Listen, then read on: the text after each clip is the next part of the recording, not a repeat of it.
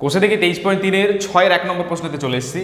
খুব ইন্টারেস্টিং অঙ্ক। দেখো কি বলে যে যদি সাইন আলফা সমান সমান 5/13 হয় তাহলে দেখাই যে ট্যান আলফা এবং সেক আলফা সমান সমান 1.5, 15 নয় কিন্তু এটা 1.5 মানে 1.5।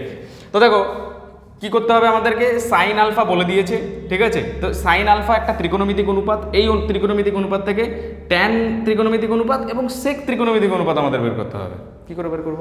আমি বলেছিলাম এক্ষেত্রে একটাই তোমরা পদ্ধতি ইউজ করবে, মানে একদম সেরা পদ্ধতি, একবার করবে সব যে কোনো ত্রিকোণমিতিক অনুপাত বেরিয়ে যাবে। কীভাবে করবে? আমাদের যেটা বলে দিয়েছে সেখান থেকে বের করবো। আলফা ধরতে হবে, আলফা এই নিচের এটাকেই ধরো, ঠিক আছে, এটাকে আমরা আলফা ধরবো। এটা তো 90 ডিগ্রি হয়, ওটার কোনো কাজ নেই, ঠিক আছে। আচ্ছা তাহলে এই যে একটা ত্রিভুজে গেছি, কি ত্রিভুজ এটা? তোমরা নিজেরাই বলবে সমকোণী ত্রিভুজ। কেন? কারণ এই কোণটা সমকোণ।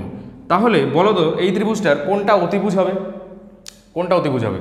এইটা অতিভুজ হবে। কেন অতিভুজ হবে? কেনটা কি তোমরা জানো? কেনটা হচ্ছিল যেহেতু এটা 90 ডিগ্রি, সবথেকে বড় কোণ, তার বিপরীত বাহুটা যেহেতু সবথেকে বড় কোণ, বড় কোণের বিপরীত বাহুটা সবসময় সবথেকে বড় বাহুই হয়, সেই জন্য অতিভুজটা সবথেকে বড় বাহু, ঠিক আছে। তাহলে এটা অতিভুজ হয়ে গেল। এবার আলফা মানে এই কোণটাকে আমরা আলফা ধরেছি, তাহলে এর ঠিক বিপরীত বাহু কোনটা? এইটা, তাহলে এইটা হয়ে যাবে লম্ব, ঠিক আছে। তাহলে এটা লম্ব, এটা অতিভুজ, তাহলে নিচেরটা ভূমি। সব বুঝতে পেরেছো? আমি প্রত্যেকটা ভিডিওতে এইভাবেই বোঝাই তোমাদের, যাতে যদি কেউ নতুন দেখে থাকো কোনো সমস্যা না হয়, ঠিক আছে। যাই হোক, তাহলে সাইন আলফা আমাদের 5/13 হলো, ঠিক আছে। তাহলে সাইন মানে কি আমরা জানি? লম্ব বাই অতিভুজ, তাই তো? আচ্ছা অঙ্কটা শুরু করে দিই। সাইন আলফা সমান সমান আমরা কি জানি, মানে এখানে তো বলে দিয়েছে 5/13, আর সাইন মানে আমরা জানি লম্ব বাই অতিভুজ, তাই তো। তাহলে লম্ব কত? 5, লম্বর জায়গায় 5 বসিয়ে দাও। অতিভুজ কত? 13, তাহলে অতিভুজের জায়গায় 13 হবে। তাহলে 5, 13 ভূমি বের করতে কোনো সমস্যাই হবে না। কি ইউজ করবো আমরা? পিথাগোরাসের উপপাদ্য থেকে পাই, ঠিক আছে। তোমরা অত কিছু লিখবে না, আমরা জানি বলে লিখবে। আমরা জানি কি বলে লিখবে? যে অতিভুজের স্কোয়ার, ঠিক আছে। আমি খালি অতি লিখলাম। অতিভুজের স্কোয়ার সমান সমান ভূমি স্কোয়ার প্লাস লম্ব স্কোয়ার, ঠিক আছে। তো এখান থেকে যেটা অজানা সেটা বেরিয়ে যাবে। অতিভুজ তো 13 বলে দিয়েছে, তার স্কোয়ার। ভূমি এটা বের করতে হবে আমাদেরকে, ঠিক আছে। প্লাস লম্ব মানে কত? 5 স্কোয়ার, ঠিক আছে। তো কি করবো? 13 স্কোয়ার কত হয়? 169। 5 স্কোয়ারটাকে বাদিকে নিয়ে চলে আসবো, কত হয়? 25 সমান সমান ডান দিকে ভূমি স্কোয়ারটা পড়েই থাকবে।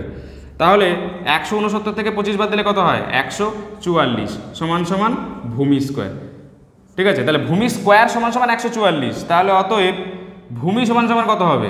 √144 হবে, ঠিক আছে। এটা সমান সমান কত হবে? ভূমি হবে, খালি ভূমি। এবার √144 কত হয়? 12 হয়। এই জন্যই রুটগুলো মনে রাখা খুব দরকার। 1 থেকে 20 পর্যন্ত তোমরা রুটগুলো মনে রাখবে কিন্তু, ঠিক আছে। এটা তোমাদের টাস্ক, অতএব হোমওয়ার্ক বলতে পারো। ভূমি সমান সমান কত পেলাম? 12। এবার কোনো এককটা কিছু বলেছে? যাই হোক, আমি খালি একক লিখে দিলাম। কিছু বলে দেয়নি যেহেতু, সেন্টিমিটার না মিটার, আমি খালি একক ধরে নিলাম। তাহলে ভূমি সমান সমান 12 একক পেয়ে গেলাম, ব্যাস হয়ে গেল। এবার আমাদের খালি বের করতে হবে কি? ট্যান আলফা কত হয়। তাহলে অতএব ট্যান আলফা, ট্যান মানে কি জানি আমরা? লম্ব বাই ভূমি, মানে 5/12, ব্যাস হয়ে গেল।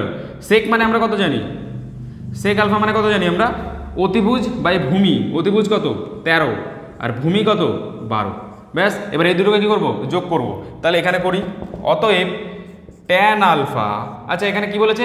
দেখাই যে, মানে এটা নিশ্চয়ই তার মানে বাম পক্ষ সমান সমান ডান পক্ষ আমাদের প্রমাণিত করতে হবে।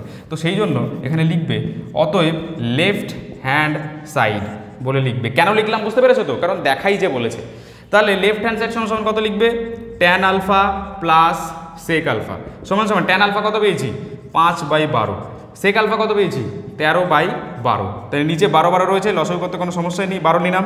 ওপরে 5 আর 13, 5 আর 13 যোগ করলে কত হয়? 18/12। দেখো 6 দিয়ে কাটাকুটি যায় 3 বার, 6 দিয়ে 2 বার, 3/2, 3/2 মানে 1.5 হয়ে গেল অ্যান্সার।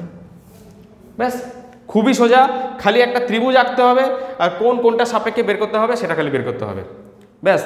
তার মানে কি এই ত্রিভুজের পদ্ধতির মাধ্যমে এরকম ধরনের অঙ্কে যে কোনো ত্রিকোণমিতিক অনুপাত বেরিয়ে যাবে খুব তাড়াতাড়ি। Tan alpha, sec alpha, cot alpha, যা আছে সব বেরিয়ে যাবে। আশা করি এই পর্যন্ত সবাই বুঝতে পেরেছো। যদি না বুঝে থাকো কমেন্ট সেকশনে জানাও।